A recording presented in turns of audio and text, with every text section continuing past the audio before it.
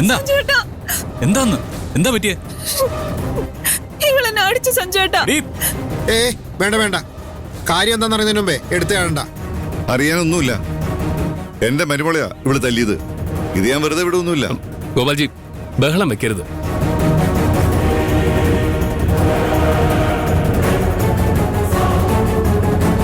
മഹിമ എന്തിനാ സ്വപ്നയെ തല്ലിയെന്ന് നമുക്കറിയില്ലല്ലോ. സ്വപ്നയുടെ കയ്യിലിരിപ്പ് അത്ര നല്ലതൊന്നും അല്ലെന്ന് നമുക്ക് എല്ലാവർക്കും അറിയാം. അതുകൊണ്ട് വെറുതെ ഒരു തല്ലുണ്ടാക്കണ്ട.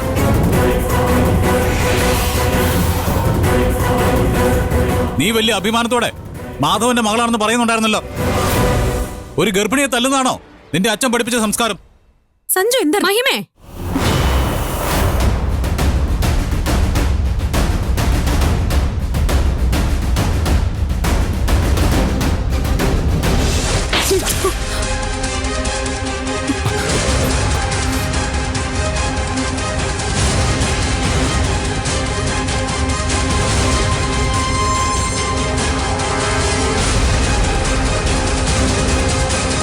നിനക്ക് പകയും വാശിയൊക്കെ ഉണ്ടെന്ന് എനിക്കറിയാം. പക്ഷേ അത് കാണിക്കേണ്ടത് ഒരു ഗർഭിണിയോടല്ല.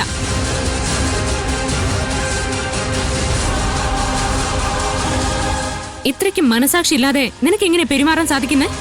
നീ കാരണം നമ്മുടെ അച്ഛനെ കുറിച്ചും കണ്ടോമാരും മോശം പറയാൻ തുടങ്ങി. മഞ്ജു ഇവളുണ്ടല്ലോ. വേണ്ട, നമുക്ക് പോവാൻ വക്കില്ല.